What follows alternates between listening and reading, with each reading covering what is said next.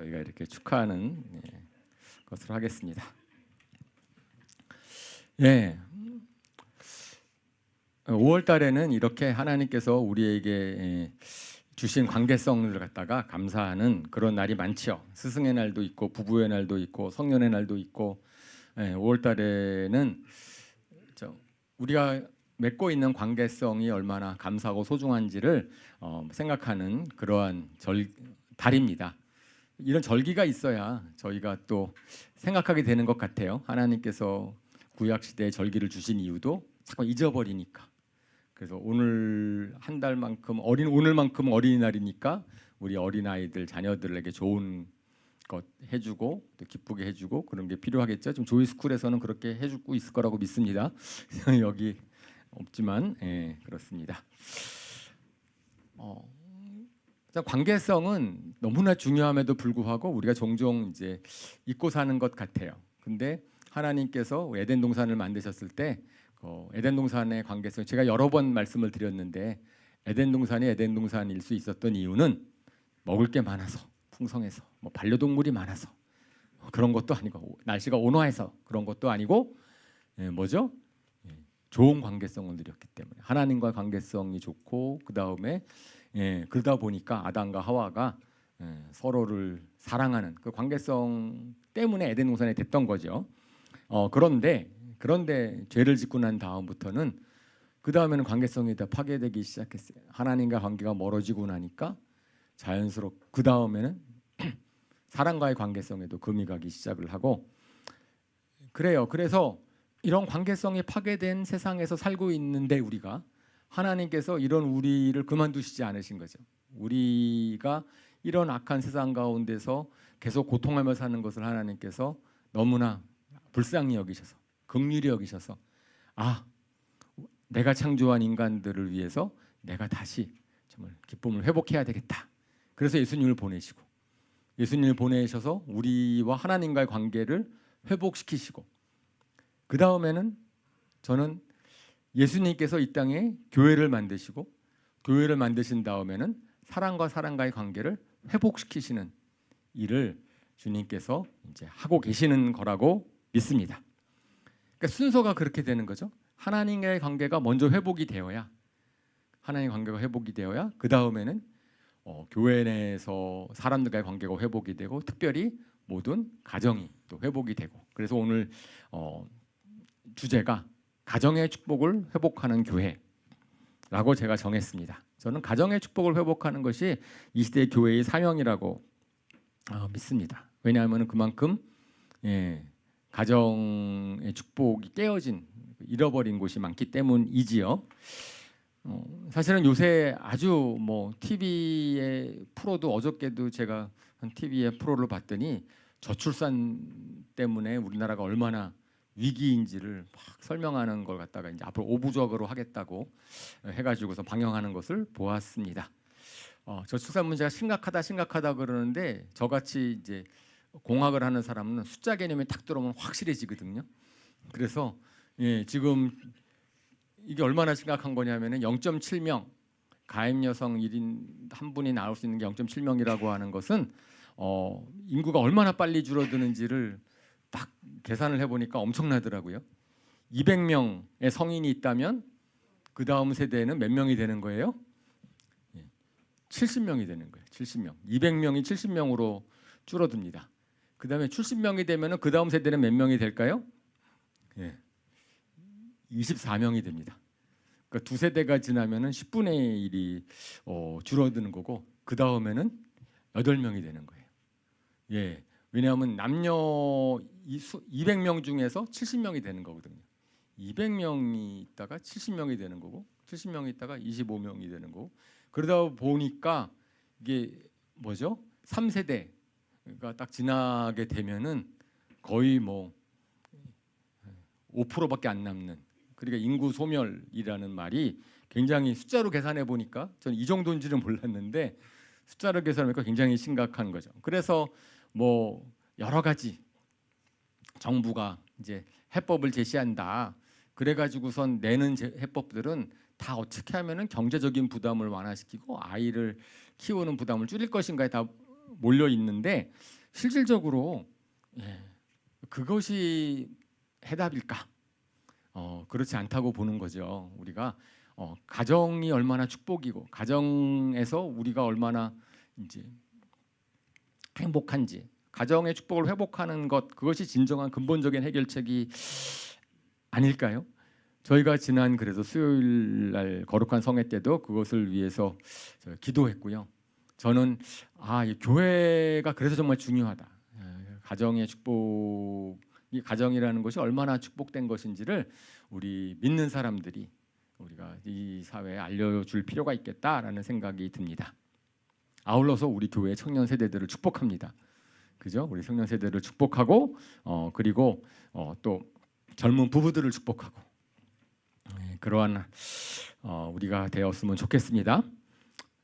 사실은 하나님께서 복을 주신다 그랬을 때 하나님이 주시는 복은 가정을 통한 복이었어요. 믿음의 가정을 통해서 복을 베푸시기 원하십니다.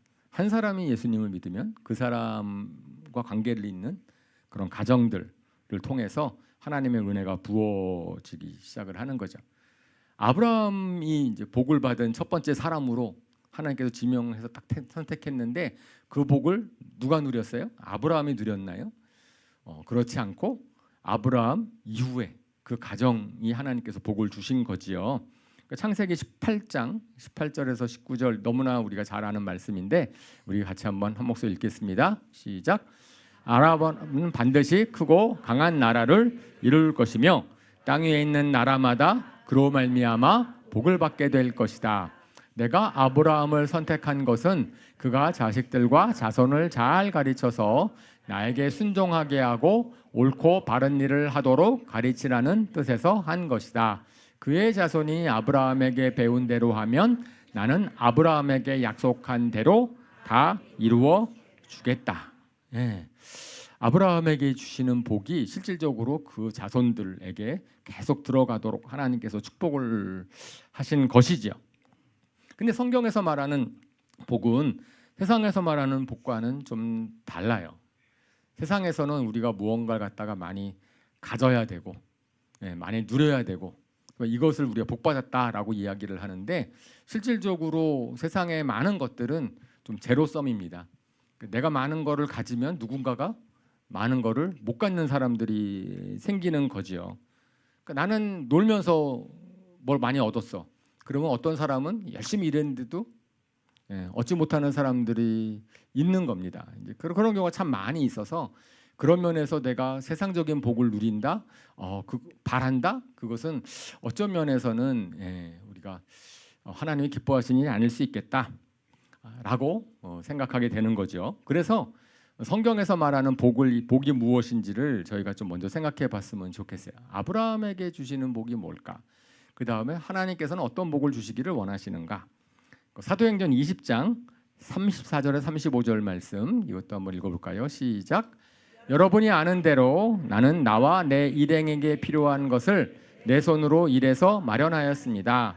나는 모든 일에서 여러분에게 본을 보였습니다. 이렇게 힘써 일해서 약한 사람을 도와주는 것이 마땅합니다. 그리고 주 예수께서 친히 주는 것이 받는 것보다 더 복이 있다 하신 말씀을 반드시 명심해야 합니다.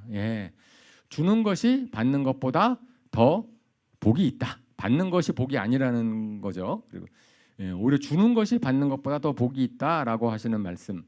이거 마테마가 요한복음에서는 찾아볼 수 없는 말씀인데 사도 바울은 예수님께서 친히 말씀하셨다라고 말씀하고 있어요.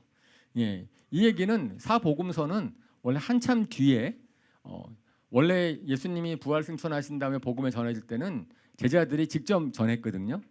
왜냐면 직접 예수님 말씀을 들었으니까. 근데 나중에 이제 기록한 거란 말이에요. 다시 말해서 예수님이 하신 말씀 중에서 기록되지 않은 말씀이 있는 거죠. 근데 초대교회 그 당시에는 널리 알려져 있던 말씀.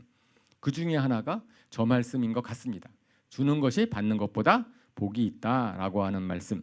근데 왜 주는 것이 받는 것보다 복이 있을까요?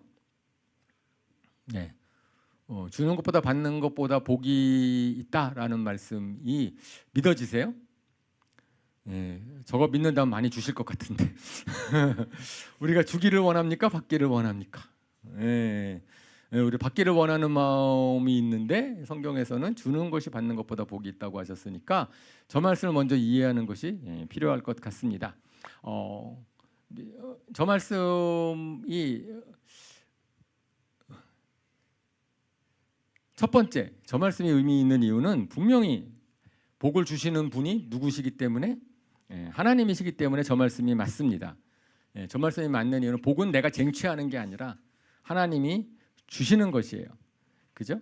내가 힘써서 일해서 누구 다른 사람을 도와주면은 하나님께서 그 사람에게 복을 보상해 주시겠다라 약속을 해 주십니다. 그 구약의 신명기를 보면은 하나님께서 저주의 길과 축복의 길을 제시하시면서 그래서 너희가 선택하는 거다. 저주를 선택하지 말고 축복을 선택해라. 하나님을 경외하고 하나님의 말씀을 들어라라고 이야기를 합니다. 우상을 숭배하고 우상을 따르면 너희는 저주받는다라고 이야기를 해요. 그런데 이스라엘 백성들은 분명히 말씀하셨는데 우상을 따라요. 왜 그렇죠? 분명히 하나님 말씀을 듣고 하나님 말씀을 경외하면 복받고 우상을 숭배하면 벌받는다라는 하나님의 말씀이 있었음에도 불구하고 우상을 숭배해서 벌받습니다. 그리고 못 살아요. 정말 궁금하지 않으세요? 왜 그러죠? 그만큼 하나님이 복 주시는 분이시라는 것을 그들 믿질 않는 거예요. 우리는 말을 많이 해도 결국은 복은 하나님이 주시는 것이다라는 것을 갖다가 잊지 못해서 내가 내 눈으로 눈앞에 나와 있는 이득을 취하려고 그렇기 때문에 주는 것 자체가 왜 주면 없어지는데 뭐가 복이에요? 그런데 내가 주고 나면 나중에 하나님께서 갚아주신다라는 것을 믿지 못해. 우리는 눈앞에 있는 이득을 먼저 취하기 때문에 계속 받으려고 해요. 그런데 복 주시는 분이 하나님이시라면 그러면 하나님께서 우리에게 줘봐라. 그럼 내가 얼마나 복을 주는지를 너희가 좀 알게 될 것이다 라고 얘기를 하는 거지요. 사실은 내가 많이 가졌다고 갑자기 모든 게 행복해지지 않아요. 갑자기 아플 수도 있어요. 그죠? 갑자기 재산을 잃어버릴 수도 있고 어려운 일이 생길 수도 있고 실질적으로 이스라엘 백성들이 하나님의 말씀을 어긴 이유는 너무나 편했기 때문에 아무 일도 안 벌어질 것 같았기 때문에 행복할 것 같았기 때문에 하나님을 버렸는데 알고 봤더니 하나님의 벌을 받은 거잖아요. 이제 그런 것 결국은 우리의 생사화복을 주장하시는 분이 하나님이시다라는 것을 우리가 이제 기억해야 되는 거죠. 그러면 저 주는 것이 받는 것보다 복이 있다라는 말씀을 저희가 믿음으로 취하는 겁니다. 줘보는 거예요. 그러면 실질적으로 복을 주시는지를 우리가 경험해 보면 되겠죠. 저는 오늘 헌화식을 했는데 헌화식을 했을 때에도 이것은 하나님이 우리에게 주시는 선물이라 그랬고 하나님이 귀하게 여기잖아요. 자녀들을. 그럼 부모님은 어떻게 합니까? 자녀를 위해서 줍니다. 자녀를 위해서요. 자녀로부터 뭘 받으려고 하세요? 어린아이들한테? 그런 거 없잖아요. 그죠? 그냥 무조건 무한정적으로 줍니다. 그래서 전 하나님께서 우리 가정을 통하여서 정말 하나님의 약속의 말씀을 생각하게 하시는 것 같아요. 그냥 가정을 통해서 자녀들에게 맡기시는 자녀들한테 그냥 희생적으로 주고 무조건 어쨌든 사랑하고 섬기면 그러면 자녀를 잘 키우면 하나님께서 그 부모에게 상을 주실 것을 믿습니다. 아멘. 아멘이라고 안 하시는 거. 자녀를 잘 키우시면은 하나님이 주시는 복을 받으실 것이라고 믿습니다. 뭐 돈을 주신다는 얘기 아니에요. 일단은 믿습니다. 그걸 믿고 그러면 실질적으로 하나님이 복을 주시는데 그 복이라고 하는 것이 서로 공동체를 통해서 우리에게 주어지는 것을 우리로 하나님께서 경험하게 하십니다. 그죠? 우리가 만약에 어떤 공동체가 있는데 서로 주려고 하지 않고 받으려고만 한다면은 굉장히 분위기가 삭막해지겠죠. 근데 서로 주려고만 한다면 그럼 어떨까요? 내가 가진 것을 서로 나눠주려고 하는 공동체가 있다면 그러면은 따뜻하겠죠. 그 공동체는. 아니 이래도 돼요. 나는 가지고 있는데 나는 별로 중요하지 않아. 그죠? 나한테 없어도 돼. 그거 주면은 누군가가 필요한 사람이 그거 받으면 얼마나 좋겠어요. 그죠? 그거 어렵지 않죠? 예를 들어서 뭐 가장 실감 나는 게 돈이니까 돈이 많은 사람이 있어서 그냥 조금 돈을 줘도 나는 괜찮아. 그런데 돈을 주는데 만약에 돈이 정말 필요한 분이 있어요. 그래서 그 돈을 받으면 그러면은 되게 좋잖아요. 돈을 받은 사람이 돈으로 갚을 수는 없죠. 가난하니까 나는 필요 없으, 나는 어떻게 할 수가 없으니까. 하지만 감사한 마음을 가질 수 있고 뭐라도 해드리려고 하겠죠. 그렇게 되면 그러면은 뭐죠? 나는 여유가 많아서 돈이 여유가 많아서 조금을 줬고 나는 그것 없어도 되는데 그럼에도 불구하고 주었더니 그 행위로 말미암아서 누군가가 나한테 굉장히 감사하게 생각을 하고 그리고 좋게 생각을 한다면 그것은 얼마나 좋은 일이에요. 우리 행복하는 것은 누군가가 나에게 감사를 표할 때 내가 누군가에게 참 도움이 되는 사람이 되었다라고 하면은 참 좋은 거죠. 그래서 뭐 세상적으로 생각하여도 그거 주는 것이 복이 될 수 있습니다. 사는 관계성 가운데서 사실은 그것이 초대교회의 모습이기도 해요. 초대교회에 자기가 가진 것을 나누었다라고 얘기를 했을 때 우리가 그걸 너무 희생적으로 모든 것을 다 나누는 거로 생각을 한다면 감히 못합니다. 감히 하기가 어렵지만 우리가 조금 실천해 볼 수 있어요. 우리가 여유 있는 것 그리고 좀 괜찮은 것들은 그냥 나누는 겁니다. 그럼 누군가가 그것을 매우 고맙게 생각할 거고 서로 필요한 것을 나누려고 채워주려고 하겠죠. 그래서 여유 있게 가지고 있는 걸 나누는 것도 복이 될 수 있는데 오늘 사도 바울이 고백하는 것은 뭐냐면은 내가 힘써 수고해서 얻은 것을 나누었다라고 얘기를 하고 있어요. 그죠? 나를 위해서는 힘써 있을 수 있는데 다른 사람을 위해서 힘써 애쓸 수 있습니까?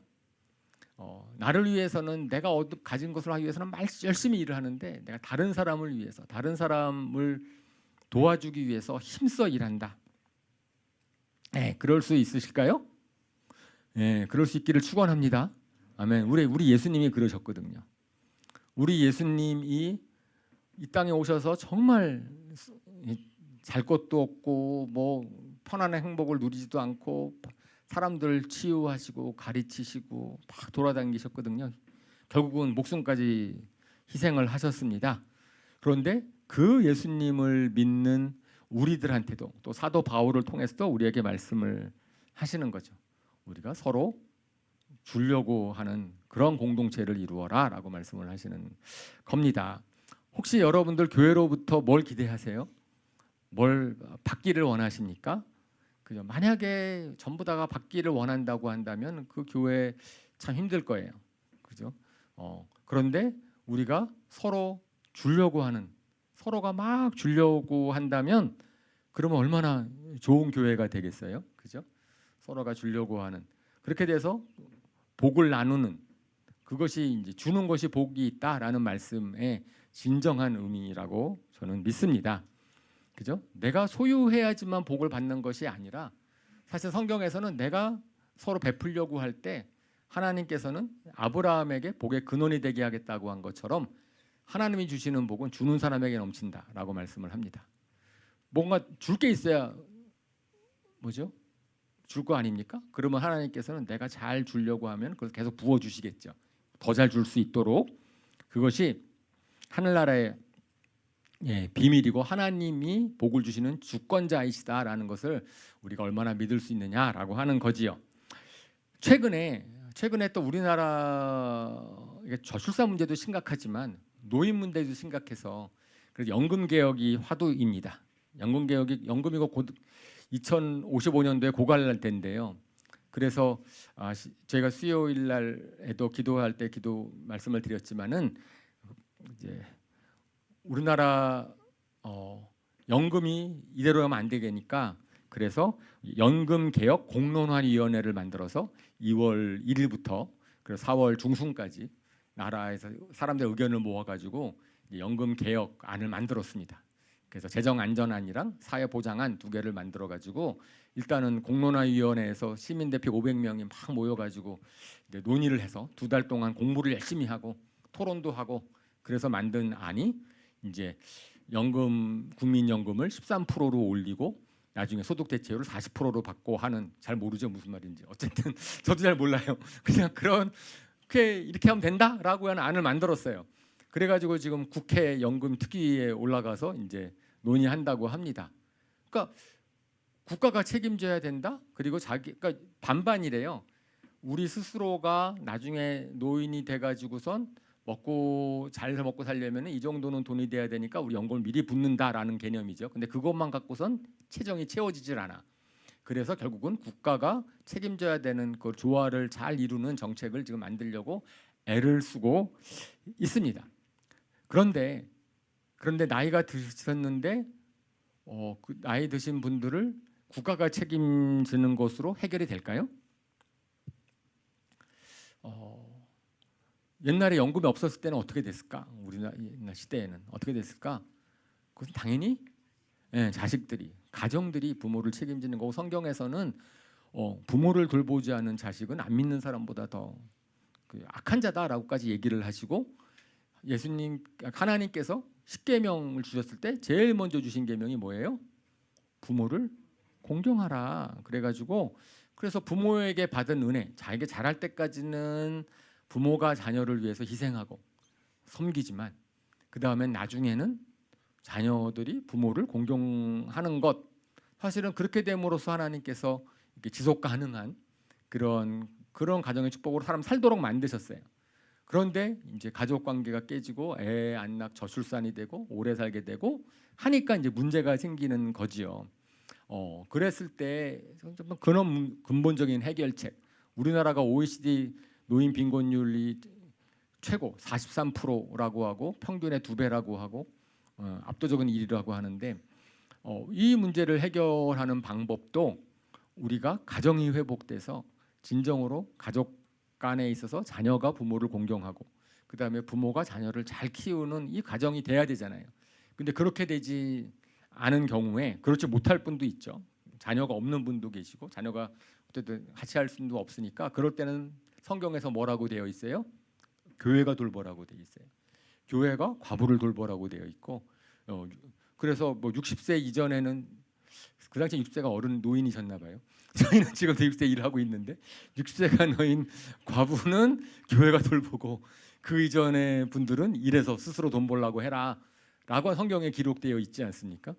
그러니까 저희가 우리 교회에서 실버 사역, 제가 가지고 있는 그 현재 지금 막 시즌분들이 하고 있는 그런 사역도 저희가 나중에는 의미가 있는 거죠. 우리 나라에서 국가가 책임지는 것이 아니고 우리 공동체가 나이 드신 분들, 교회 내 어른분들을 어떻게 도울 수 있을 것인가라고 하는 거죠.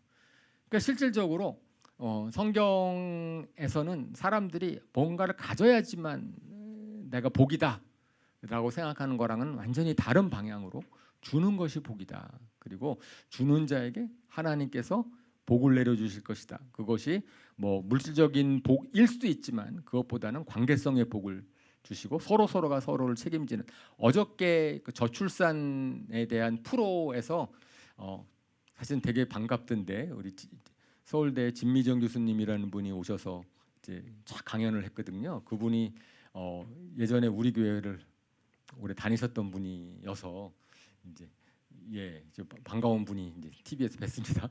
이제 그분이 강조한 게 뭐냐면은 이런 저출산 문제에 있어서의 가장 심각한 문제가 외로움입니다. 외로움. 그래서 외로움 얘기를 많이 했어요. 1인 가구가 늘고 2인 가구가 늘고 3인 가구가 늘는데 1인 가구의 70%가 노인 가구고요. 우리는 혼자 살아서 1인 가구인 줄 알았더니 그 통계가 아니라 1인 가구의 70%가 노인 가구, 2인 가구는 88%가 노인 가구입니다. 3인 가구도 상당 부분이 이제 결혼하는 자녀랑 그 다음에 부부가 사는 그런 애가 있는 가구가 아니라, 그죠? 40세 이상이 된 싱글들과 부모님이 같이 사는 가구, 그 비율가 이게 이제 통계로 나와 있는 거예요. 통계청에. 그러면서 이 현재의 저출산 고령화의 가장 중요한 문제는 외로움의 문제다라고 얘기해요. 그래서 그냥 그것이 그냥 믿는 사람들의 얘기가 아니고 그냥 패널로 해서 쭉 그냥 강연으로 통계로 이제 얘기하는 거지요. 하나님이 주시는 복의 관계성의 복입니다. 그러니까 실질적으로 저는 그 외에 하나님께서 믿는 사람 한 사람을 통해서 가정에게 얼마나 많은 축복을 주시는지를 우리가 보곤 합니다. 제가 주님을 사역을 하다 보면 그런 가정들을 많이 보죠. 한 사람이 예수님을 잘 믿음으로 말미암아서 그 가정이 복을 받는 경우가 많이 있고, 사실은 저희 집안도 저 어머님 한 분 때문에, 어머님이 예수님을 유교 집안에 결혼하고 오셔가지고서 굉장히 고생을 하셨는데, 저희 어머님 한 분 때문에 온 집안이 예수님을 믿게 되고 친척분들이 예수님을 믿게 되고, 그렇게 돼서 참 많은 은혜를 하나님께서 저에게 주셨기 때문에 정말 감사드리죠. 시편 128편 1절에서 4절 말씀에 이제 그런 오늘 이제 제가 본론으로 정한 구절입니다. 교독하겠습니다. 주님을 경외하며 주님의 명에 따르는 사람은 그 어느 누구나 복을 받는다. 내 손으로 일한 만큼 내가 먹으니 이것이 복이요 은혜이다.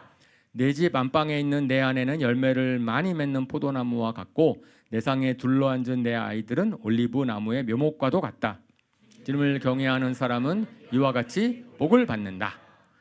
이것도 신명기에서 주신 말씀이랑 똑같이 주님을 경외하며 주님의 명에 따르는 사람은 하나님이 복을 주신다. 주님을 경외하는 사람은 복을 주신다. 특별히 우리 형제님들한테 주시는 말씀입니다. 형제님 한 분이 예수님을 잘 믿으면 그러면 이제 가정이 이제 복을 받는 거죠. 아내도 복을 받고 자녀도 복을 받는다라고 말씀을 하시는 거예요. 그렇죠? 사실은 부모로서 자녀에게 바라는 것이 무엇입니까? 우리 부모가 자녀에게, 우리 부모된 분들 여기 일부 예배니까 부모가 자녀에게 가장 바라는 것이 무엇입니까? 아마 믿는 사람이라면은 누구나 그렇게 생각할 거예요. 우리 자녀들이 신앙의 유산을 받았으면 좋겠다. 꼭 예수님을 믿었으면 좋겠다라고 하는 거죠. 돈을 물려주는 것이 최선이 아니다, 좋은 것이 아니다라는 것은 우리들은 잘 알고 있습니다. 그렇죠? 생각해 보면은 우리 자녀들에 대해서 우리 부모가 할 수 있는 게 별로 없어요. 건강을 책임질 수 있는 것도 아니고, 뭐 나중에 미래를 책임질 수 있는 것도 아니고, 막 그러는데 제가 우리 자녀에게 바라는 것은 정말 예수님을 잘 믿었으면 좋겠다. 왜냐하면은 하나님이 그를 책임져 주실 것이기 때문에. 그것 때문에 뭐 이 세상에서 어떤 직장을 갖던 어떻게 되든 관계없이 예수님만 잘 믿으면 나는 책임지지 못하지만 하나님은 책임질 수 있으니까 그렇게 되는 게 다 부모님의 심정일 겁니다. 그런데 그것이 얼마나 어려운지는 저희가 잘 알죠. 그죠?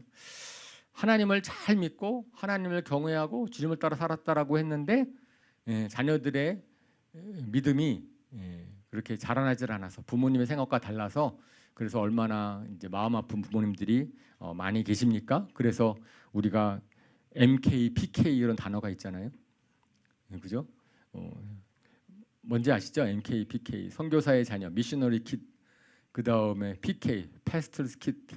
그러니까 목사님의 자녀나 선교사님의 자녀를 얘기를 할 때 좋은 뜻으로 얘기하는 게 아니고 MK나 PK는 반대의 의미로 얘기를 많이 하죠. 목사님이나 선교사님의 자녀들이 참 갖고 있는 어려운 점들, 신앙을 갖기 어려운 점들, 제가 성경을 보면서 위안을 받습니다. 믿음의 사람들의 자녀들이 믿음을 갖지 못하는 것을 보면서 그런 건가 보다.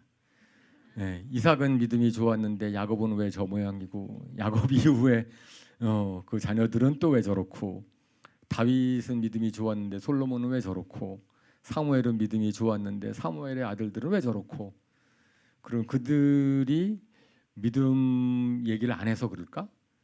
그들이 참 저런 걸 보면 참 어렵겠구나, 자녀를 믿음을 키우는 거 참 어렵겠구나 생각을 하면서 제가 확실하게 깨닫게 되는 것은 이건 것 같아요. 축복의 역설, 축복의 역설. 부모가 복을 많이 받고 좀 세상적으로 복을 많이 받으면 자녀들이 세상 하나님을 떠날 확률이 높아진다 라는 것. 근데 신명기 8장 11절에서 14절에 이제 그런 얘기를 하는 거지요. 교독하겠습니다. 오늘 내가 당신들에게 전하여 주는 주님의 명령과 법도와 규례를 어기는 일이 없도록 하고 주 당신들의 하나님을 잊지 않도록 하십시오.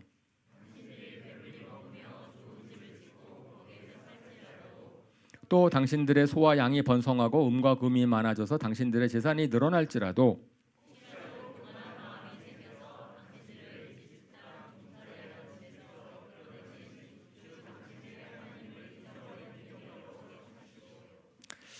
(14절에) 경고를 하는데 혹시라도라고 얘기를 하고 있는 것은 세 번역에만 있는 단어고요. 실질적으로 개역 성경이나 영어 성경에는 저 표현이 반대로 표현되어 있어요. 혹시라도는 만에 하나 뭐 소수가 저런다 이런 얘기가 아니고 대부분이 저런다는 겁니다. 대부분이 하나님의 법에 마음을 쏟지 않으면 거의 외회 없이 저렇게 됩니다. 그죠? 교만한 마음이 생겨요. 배불리 먹고 좋은 집을 짓고 음과 근이 많아지면은 대부분이 교만한 마음이 불고, 그래서 예수님께서 부자가 천국 가기 어렵다고 하는 거지요. 그래요. 그래도 부모 세대에 하나님께서 복을 쫙 주면은 그러면은 자녀 세대가 그것을 너무나 당연시 여기고 아주 그거 하나님이 주신 거라는 것 갖다가 잊어버리고 그냥 거기 있다 보면은 믿음을 잃어버리는 경우가 많다라고 이야기를 하는 거죠. 그래서 저희가 당연히 고민할 수밖에 없지 않습니까? 그렇다고 자녀를 어렵게 두고 싶으세요? 그렇지 않잖아요. 자녀에게 좋은 환경도 물려주고 싶고, 그런데 신앙도 전하고 싶고, 그러면 어떻게 하면 좋을까? 그런 방법이 있을까요? 그 방법을 찾고자 저희가 지난 학기에 공함자, 공동체와 함께하는 자녀 교육이라는 반을 개설을 해서 13주 동안 공부하고 연구를 많이 했습니다. 이제 그래서 어떻게 하면은 자녀 세대들이 복도 받고 신앙도 유산도 받을 수 있을까? 그런 거죠. 그래서 그 과정에서 공함자 거기서 이제 처음에 나온 두 질문입니다. 자녀에게 바라는 것이 무엇입니까? 아까 앞에 답했죠. 자녀에게 바라는 것이 뭐죠? 뭐 바라세요? 자녀에게 잘 살기 바라세요? 하나님을 경외하는 자가 됐으면 좋겠다. 정말 우리가 부모로서 자녀에게 바라는 것은 하나님을 경외하고 하나님을 잘 믿는 자녀가 되었으면 좋겠다. 라는 것, 그것이 우리의 바라는 것임에 우리 동의합시다. 동의하시기를 축원합니다. 그거 바라는 거예요. 그러면 자녀 교육의 목표는 무엇입니까? 똑같은 질문인가요? 똑같은 질문이었으면 좋겠는데 혹시 예수님 믿는 사람 좋은 대학 보내는 거 아니에요? 자녀 교육의 목표가 예수님을 바라는 것은 하나님을 경외하는 자가 되었으면 좋겠는데 자녀 교육은 어떻게든지 간에 좋은 대학 보내려고 하는 그것이 아닐까. 근데 정답은 뭐겠어요? 정답이라고 우리가 해야 되는 답은 무엇일까요? 하나님의 데스티니, 그 자녀에게 하나님이 주신 그러한 그 자녀로서 하나님께서 주신 그런 데스티니가 풀어지는 것을 돕는 거죠. 부모는 도와서 하나님이 우리 자녀를 어떻게 쓰실까, 어떻게 잘 자라게 하실까, 그걸 돕는 것, 그것이겠죠. 그래서 저것부터 시작을 했습니다. 그러면서 그 공함자 어떻게 하면 자녀 교육을 잘할까라고 생각을 하다 보니까 결국 문제는 부모에게 있다. 자녀를 어떻게 하면 잘 키우고 자녀를 정말 복도 받고 신앙도 가질 자녀가 되게 할 수 있을 것인가? 물론 우리 자녀들이 이 세상에서 살기 위해서는 뭐 대학도 가야 되고 그것 때문에 우리가 뭐 학원도 보내고 그 다음에 또 신앙을 위해서 교회 우리 조이스쿨 선생님들을 의지하기도 하지만 결국에 자녀를 키우는 것에 대한 책임은 누가 져야 된다? 부모님이 져야 된다라고 하는 것이 저희가 성경에서 우리에게 말씀하시는 바인 것을 저희가 확인을 하였습니다. 그죠? 제가 저거를 하면서 다시 했으면 이미 우리 애들 다 키워난 상태인데 다시 했으면 좋겠다라는 생각을 좀 했어요. 왜냐하면 후회되는 견이 있기 때문이죠. 저도 확실하게 그 두 개는 알았어요. 하나님이 우리 자녀를 저에게 주셨기 때문에 저는 청직이라는 생각 확실히 갖고 있었고요.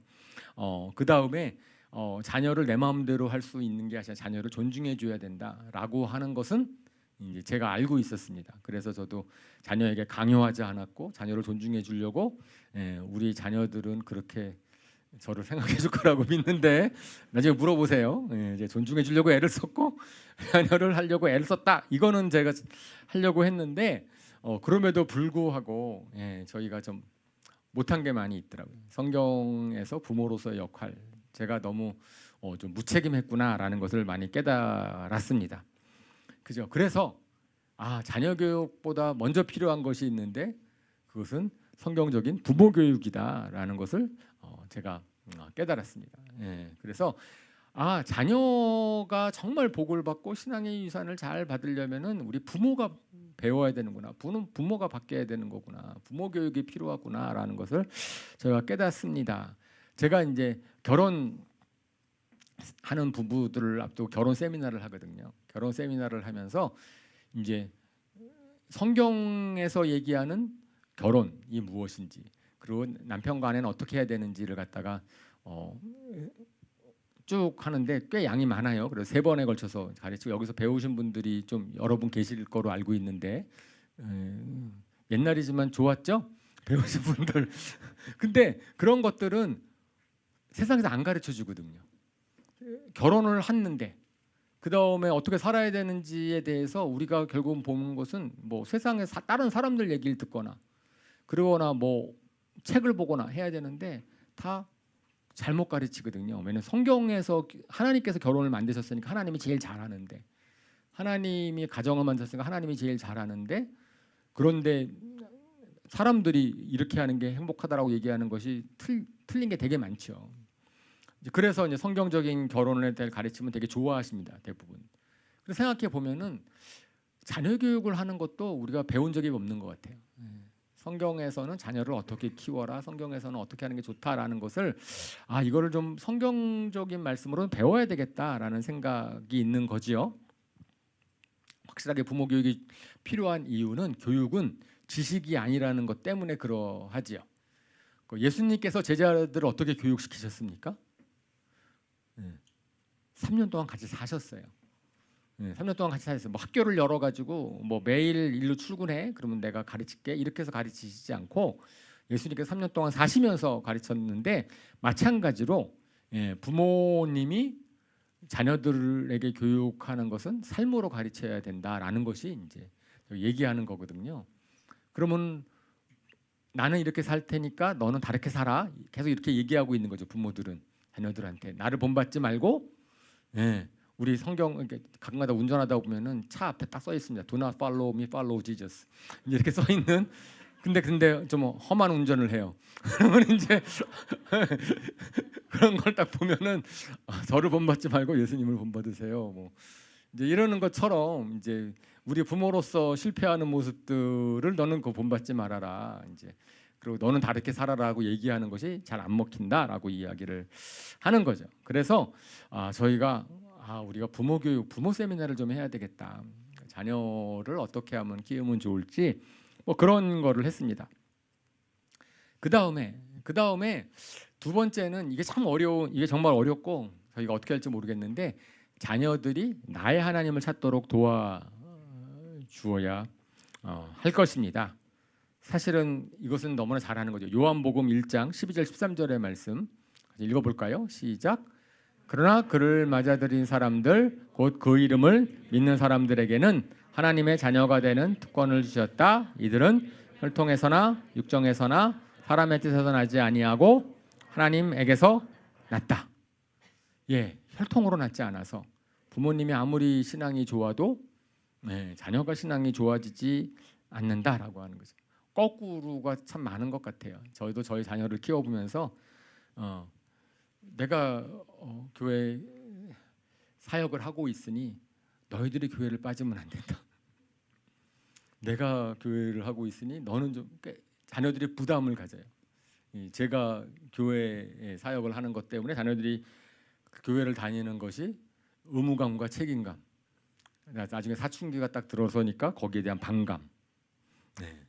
그렇게 되는 경우가 많이 있더라고요. 그죠? 그걸 다 많이 경험을 하는 부모들이 많이 계시죠. 결국은 자녀들이 나의 하나님을 만나야 되는데 부모님의 하나님을 만나서는 안 되는데 그런데 어떻게 하면 좋을까? 정답이 있으면 좋겠는데 그런데 앞에서 얘기한 성경의 가르침을 보면은 이건 확실한 것 같아요. 편한 환경을 만들어주면 안 된다. 제 생각을 강요하면 안 된다. 이게 강요는 절대로 안 되고 그 다음에 너무나 편하게 해주는 것도 안 되고 왜냐하면 사람들이 언제 하나님을 찾게 되는가를 생각해 보면은 결국은 마음이 갈급해질 때 내가 정말 하나님을 필요로 할 때 찾지 않습니까? 그래서 자녀들이 뭔가 스스로 해보게 하고 자녀들이 어떤 어려움을 갖게 한다면 그걸 같이 기도로 도와줄지언정 그거를 막 이제 찾으려고 부모가 애를 쓰면은 이제 자녀는 하나님을 찾지 않고 부모를 찾을 것이다. 이제 뭐 이런 생각을 할 수 있는 거죠. 그래서 우리가 할 수 있는 일, 저희가 야곱을 보면은 야곱이 아브라함과 이삭의 믿음의 자녀 잘 키워나갔잖아요. 그랬는데 이제 야곱이 형 에서를 속이고 그리고 나서는 이제 형이 죽이려고 그러니까 도망가죠.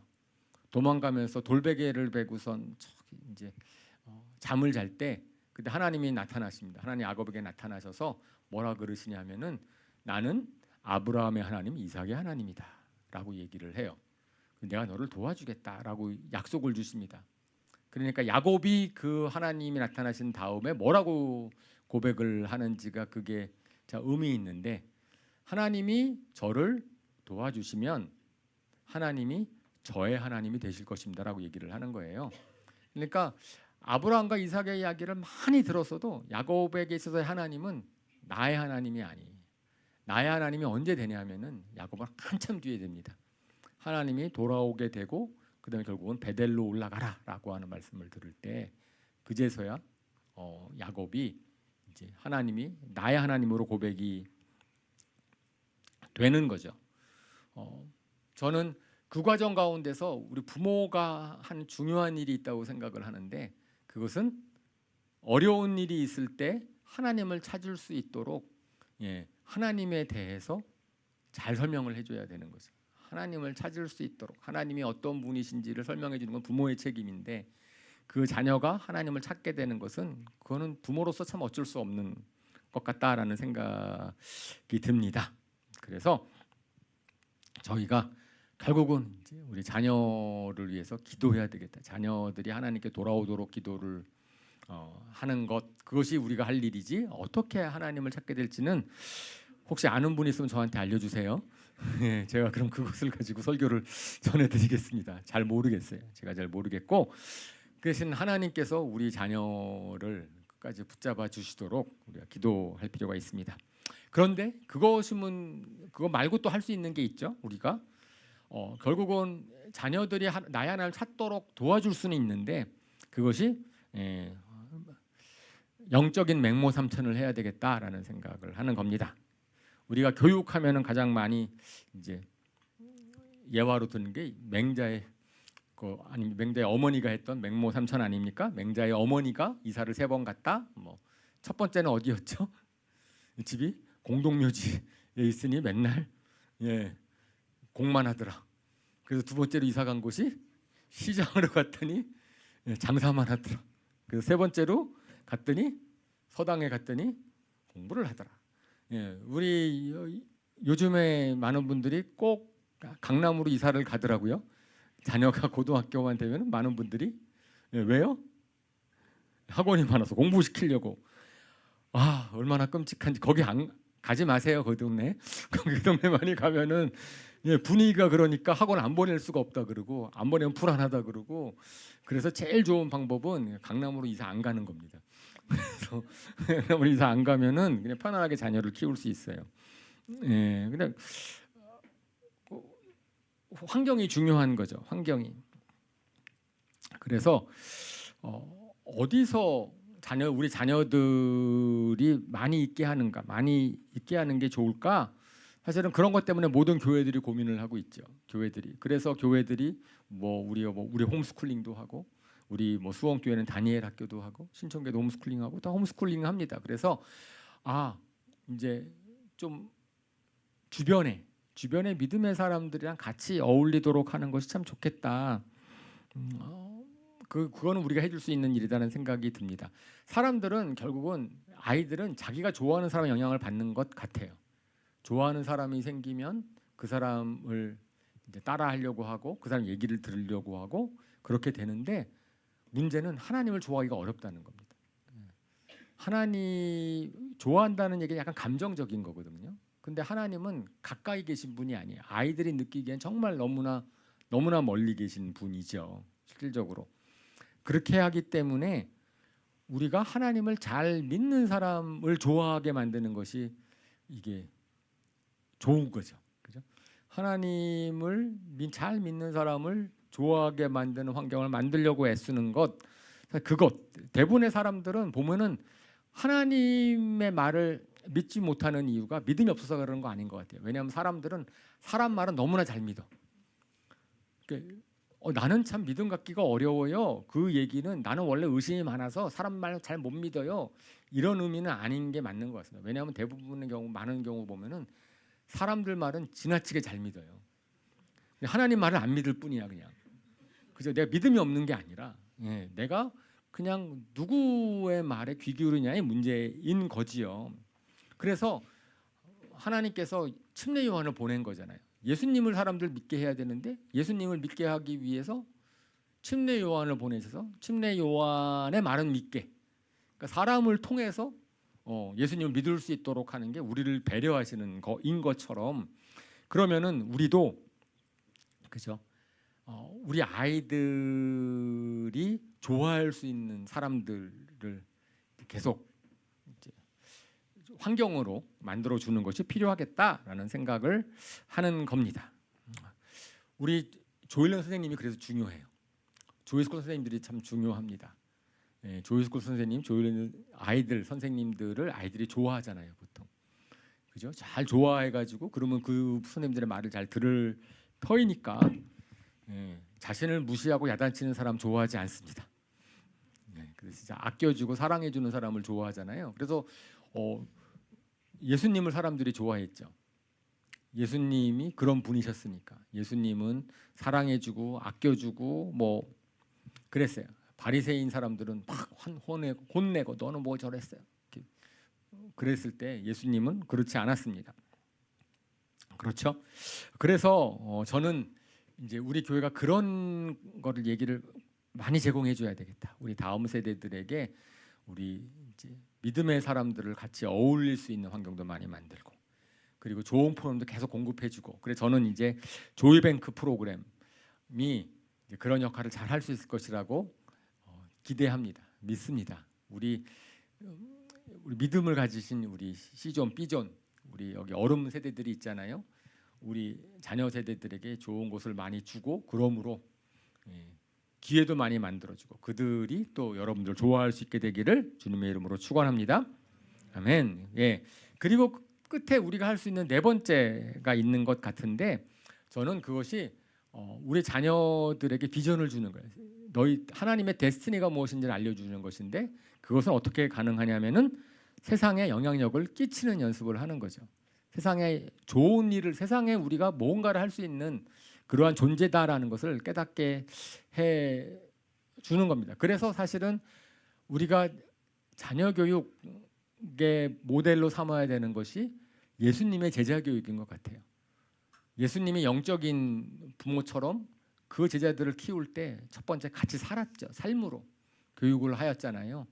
그리고 제자들이 실수하거나 뭐하거나 했을 때도 그냥 결국은 자기들의 하나님을 찾도록 했고, 그리고 제자들이 미흡한데 자기는 아직 영적으로 준비가 되어 있지 않았음에도 불구하고 예수님께서 계속 파송을 시키십니다. 마태복음 10장 16절 말씀 우리 잘 아는 거죠? 한번 읽어볼까요? 시작. 보아라, 내가 너희를 내보내는 것이 마치 양을 이리떼 가운데로 보내는 것과 같다. 그러므로 너희는 뱀과 같이 슬기롭고 비둘기와 같이 순진해져라. 예수님이 아셨어요. 세상은 아직 제자들의 양과처럼 순하고 감당이 안 되는데 세상은 아주 이릴 때가 득실득실한 곳, 그곳에 가면은 잡혀먹지는 않을까 생각하는 곳인데 그곳에 가서 경험을 하게 합니다. 그리고 주님을 의지하게 하고 돌아오게 하고. 그렇게 하는 이유가 뭘까? 저는 제자들에게 사명감을 주는 것 같아요. 너희가 결국은 그런 일을 할 존재다. 그런 오병이어에서도 너희가 먹을 것을 주어라. 아니 제자들이 무슨 먹을 거를 줄 수가 있어요? 자기는 아무것도 줄 수가 없다고 생각하고 있는 자인데 예수님께서는 너희가 저들을 먹여야 될 그런 사람들이다. 그런 마음을 가져라라고 한 번쯤 생각해 볼 거 아니에요. 저들을 내가 어떻게 먹이지? 먹을 게 없으니까 뭐 돈도 필요한데 뭐도 하지만 결국은 실패를 했지만 저는 실패한 게 아니라고 생각을 하는 것이 제자들이 고민해 봤다는 거죠. 먹을 것을 주라고 했으니까 주려고 고민할 거 아닙니까? 제자들에게 나가서 저 전해라 그랬을 때 저는 할 것도 없는데 근데 그렇게 하는 이유는 그들에게 너희가 그런 존재라라는 것을 알려주시는 거지요. 그죠? 그리고 나서는 내가 너희와 함께 한다는 것도 말씀해 주시고 저는 우리 자녀 세대들이 우리 교회에서 자라는 자녀들, 우리 집에서 자라는 자녀들은 세상에 휘둘릴 자녀들이 아니고 세상을 좋은 영향을 끼칠 자녀들이다 라는 것을 갖다가 처음부터 알려줘야지 자녀들에게 목표가 생기고 비전이 생기고 그 다음에 그렇게 될 것이다 라고 생각을 합니다. 만약에 세상에서 성공을 바란다고 한다면 그것은 빨리 결판 나버려요. 좋은 대학 가지 못하고 이렇게 되면은 그러면 자녀들이 방황합니다. 내가 뭐 어떻게 해야 되지? 라고 생각할 수 있죠. 그런데 우리가 원래 목표했던 것처럼 우리 자녀들이 하나님의 데스티니가 풀어졌으면 좋겠다. 하나님의 데스티니, 이 애를 통해서 하나님이 일을 했으면 좋겠다라고 한다면 그거는 굳이 좋은 대학 가지 않아도 됩니다. 그죠? 하나님께서 얘를 통해서 하실 수 있는 일이 많이 있다는 것을 우리가 믿기 때문에 그러합니다. 그리고 그 한 사람이 변하면 그 주변 사람이 변할 수 있고 그리고 내가 잘 못하면은 내가 전도한 한 사람이 또 세상을 변화시킬 수도 있고 그러는 거죠. 저는 요한복음 14장 12절에 예수님께서 제자들에게 놀라운 말씀을 하세요. 한번 읽어볼까요? 시작. 내가 진정으로 너에게 말한다. 나를 믿는 사람은 내가 하는 일을 그도 할 것이요 그보다 더 큰 일도 할 것이다. 그것은 내가 아버지께로 가기 때문이다. 예, 제자들에게 주신 말씀인데 뭐 예수님보다 어떻게 더 큰 일을 해? 라고 할지 모르지만 사실은 제자들이 예수님보다 더 큰 일을 했어요. 예수님 뭐 양으로 따지면 예수님은 12명의 제자들을 키웠지만은 제자들은 나가서 3,000명도 한꺼번에 예수님 믿게 하고 복음을 땅까지 전하는 일을 했거든요. 그죠? 하나님의 일에 쓰임 받았죠. 저는 그런 비전이 우리한테 있는 거예요. 우리 자녀 세대들, 우리가 키우는 자녀 세대들, 우리의 자녀들은 우리 부모들보다는 더 하나님을 기쁘게 해드리고 더 뛰어날 우리 자녀들이 될 것이라고 믿습니다. 아멘. 우리가 그렇게 되는 목표를 가졌으면 좋겠어요. 우리 교회가 우리의 자녀들, 우리 교회에서 나는 자녀 세대들이 정말 청출어람, 우리보다 더 예수님 잘 믿고 더 뛰어나고 주님의 일을 더 잘하는 자녀들이 되었으면 좋겠습니다. 이제 말씀을 맺겠습니다. 저희가 가정이 회복이 되는 것, 하나님이 가정을 통해서 복을 주신다. 하나님의 믿음의 가정을 통하여서 주변도 변화시키기를 원하시고 하나님도 확장시키기를 원하신다라는 것을 우리가 믿었으면 좋겠습니다. 그리고 그 복은 주는 것입니다. 우리가 받고 쌓아두려고 하는 것이 아니고 주는 거죠. 서로 그것을 배우도록 교회를 주셨어요. 교회에서 서로 줍시다.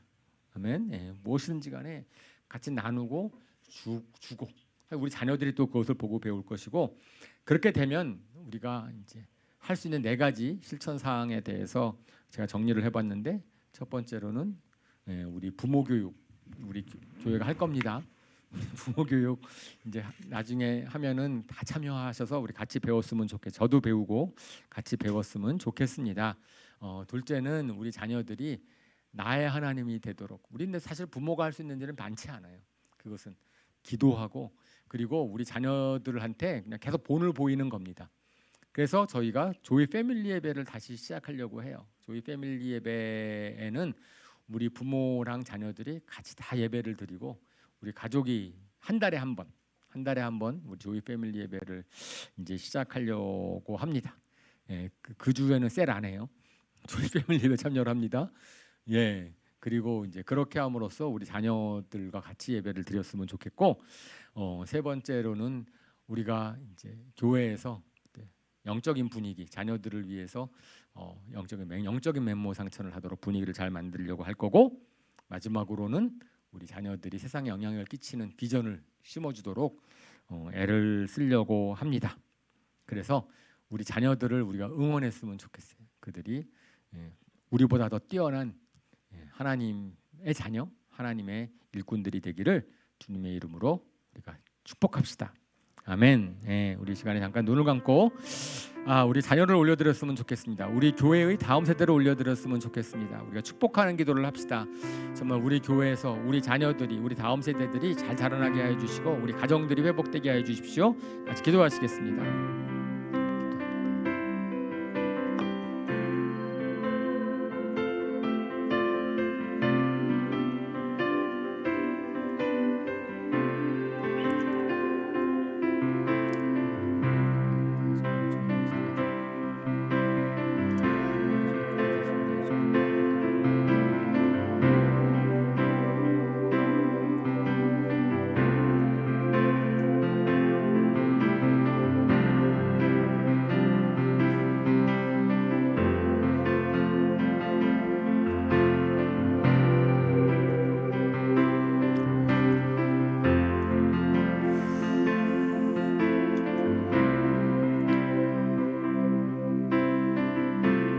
저희가 오늘은 육적인 자녀랑 다음 세대들에 대해서 얘기를 하였지만 우리 자신들도 하나님의 자녀입니다. 영적으로 하나님의 자녀여서 우리도 그러한 교육도 필요하고 양육도 필요한 줄로 믿습니다. 우리 일어나셔서 찬양을 하실 때 우리 이제 야곱의 축복인데 서로 축복하면서 우리 찬양을 했으면 좋겠습니다. 너는 담장 너머로 뻗은 나무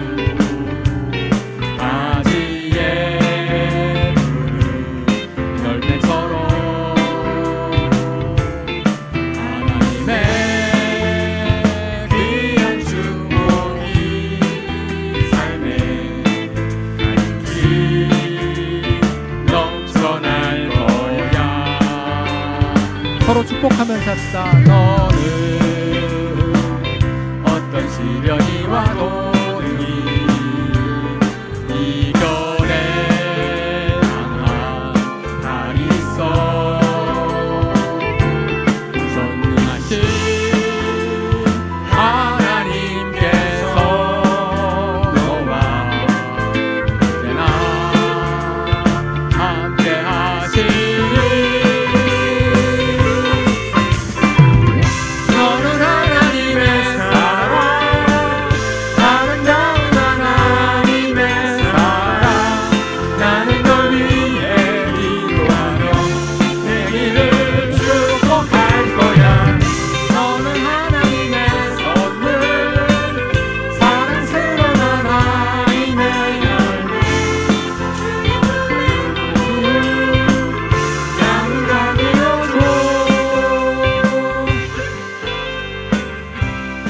하나님 감사합니다. 정말 주님께서 저희를 축복하시고 우리 가정을 축복하시고 교회를 축복하시니 정말 감사합니다. 하나님, 저희가 이 시대 하나님께서 우리 교회에게 주시는 사명을 잘 감당하기를 원합니다. 가정의 축복이 회복되기를 원하고 우리 자녀 다음 세대들을 잘 키우는 사명을 잘 감당하기를 원합니다. 주님, 부모 세대에게 주님께서 지혜와 능력을 더하여 주시고 무엇보다도 우리 자녀들을 사랑하는 마음, 하나님 자녀들을 위해 희생하는 그 마음 가운데 주님께서 복 주십시오. 무엇보다도 저희가 주는 자가 되겠습니다. 주는 자가 복이 있다는 것을 경험하는, 그러므로 주님께 영광 돌리는 저희들 될 수 있도록 인도하여 주시옵소서. 예수님의 이름으로 기도합니다. 아멘.